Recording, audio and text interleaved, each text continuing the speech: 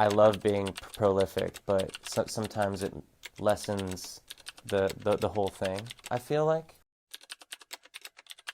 Salut à toi, c'est Ibou Bouboulan, et aujourd'hui je te présente le dernier album de Ty Segall, Possession.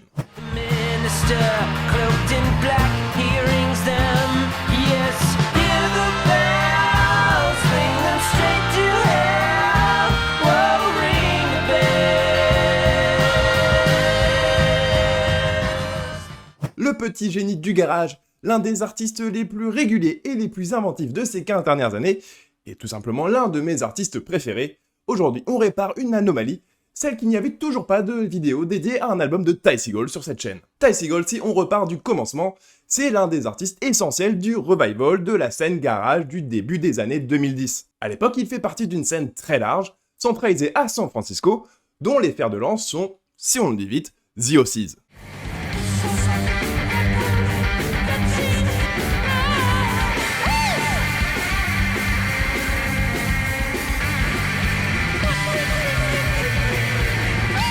Ty Segall, il est californien depuis toujours, il a baigné dans la culture de la musique et du surf, et à San Francisco, il se sent comme un poisson dans l'eau. C'est là qu'il va s'épanouir, artistiquement, mais aussi personnellement, en devenant notamment l'un des meilleurs amis de John Dewar, le leader des Aussies. Une amitié fructueuse, puisque John va notamment l'aider à sortir son premier album sur le label de John Dewar, Castleface Records.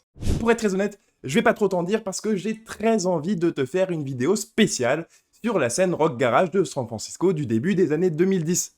Une scène que j'ai adorée et dont l'influence a fait plein de petits en France.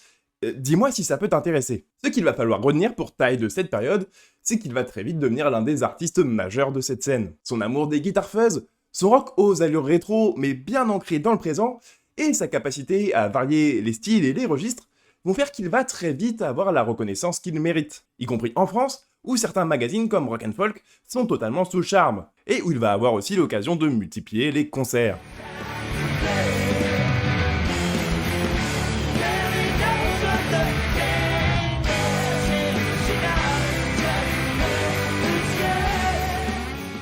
Ça tombe bien, c'est une véritable bête de scène. Enfin, c'est ce qu'on dit. C'est une autre anomalie, j'ai jamais eu l'occasion de le voir en live, ça arrivera. Bon, ensuite, si on essaye de résumer la carrière de Ty Segall depuis son explosion, c'est quasiment mission impossible. Parce que n'a-t-il pas fait en fait? Il en est déjà à 2 albums éponymes, des projets acoustiques comme franchement expérimentaux, un album de cover de son icône T-Rex, dont le glam rock transpire de son garage, et des milliers de projets parallèles, plus ou moins bien accompagnés. Depuis 2010, il y a au bas mot une bonne quinzaine, si c'est pas une trentaine, voire une cinquantaine de disques où il est impliqué artistiquement. Bon, évidemment, je vais pas tous te les faire, mais si tu cherches quelques bonnes portes d'entrée dans la discographie, je te propose Manipulator, sorti en 2014, et à l'époque son disque le plus abouti et le plus diversifié musicalement.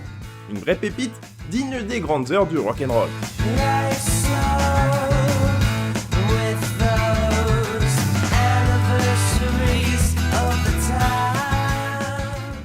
Fuzz, sorti en 2013, le premier album de son side project Fuzz, un groupe aux inspirations qui se pose clairement au début du heavy metal, avec Black Sabbath en tête. Je connais pas de disque plus épique que celui-là.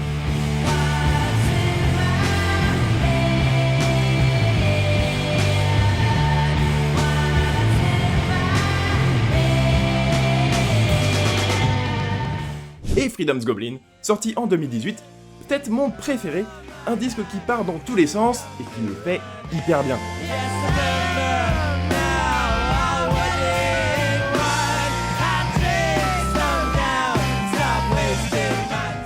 Ma dernière claque prise par Ty Segall, et oui parce que la vérité avec Ty Segall, et en fait toute la scène de San Francisco, c'est que la hype elle a plus ou moins baissé au fil du temps. Alors déjà plus grand monde de cette scène de San Francisco habite encore à San Francisco, hein, la plupart ont déménagé à Los Angeles il y a un petit moment déjà, et mine de rien on a l'impression que ça a cassé quelque chose. Et puis aussi c'est vrai, sortir 1, 2, voire 3 albums par an, ça rend difficile de créer l'événement à chaque fois. D'ailleurs si je ne t'avais toujours pas parlé de Ty Segall sur la chaîne, c'était pas parce que l'occasion m'avait manqué. Depuis que j'ai lancé la chaîne en 2022, c'est simple, il a déjà sorti 4 albums, sans compter sa participation à l'album sur Jury Channel du projet de sa femme, Denise Segall, sorti en 2023, ou même le premier album du nouveau projet Freckle, franchement pas mal, sorti plus tôt cette année, en collab avec le Californien Corey Madden.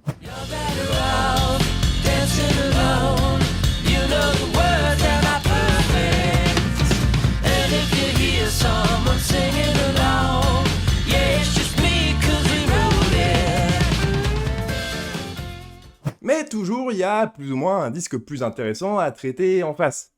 Et même cette semaine, j'aurais quand même préféré qu'il sorte pas en même temps que le meilleur album de Miley Cyrus à ce jour, ou du retour des infatigables Swans. Mais non, avec Possession, j'ai quand même retrouvé d'avoir envie de te parler de Ty Segall. Les dernières sorties de Ty Segall, elles étaient synonymes de pas mal d'expérimentation. Il tentait des trucs, nouvelle structure mélodique, nouveau studio, il a même sorti un album entier d'instrumentaux de batterie, un de ses instruments fétiches, mais avec Possession, Ty Segall revient à la recette du bon vieux rock efficace.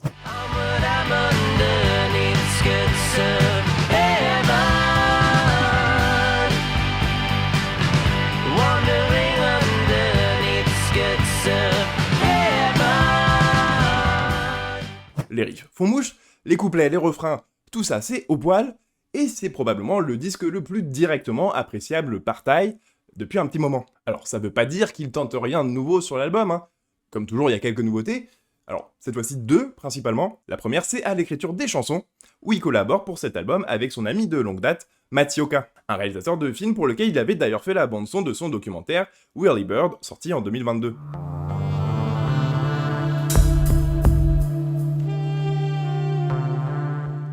Le résultat, c'est une écriture plus cinématographique, forcément.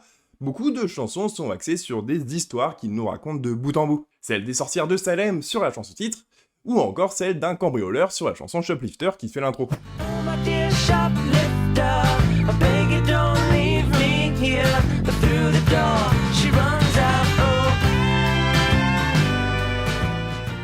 Même si, bon, soyons honnêtes, c'est pas spécialement pour les paroles qu'on écoute du Ty Segall à la base. Mais côté compo, il y a aussi du neuf dans les arrangements, avec pas mal de cuivre, bon ça on l'avait déjà vu dans sa discographie par le passé, mais cette fois-ci il y a aussi pas mal d'arrangements à cordes. Là où c'est fort, c'est qu'elles se fondent parfaitement dans l'univers musical de Ty Segall, tantôt agressive, tantôt mélodique.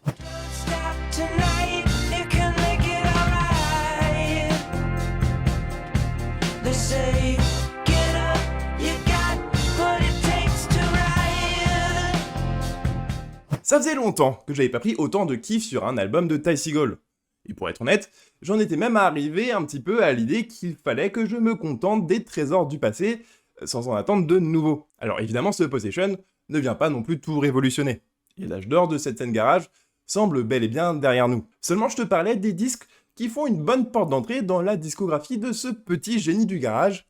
Et bah ce Possession, il vient, je pense, rallonger la liste.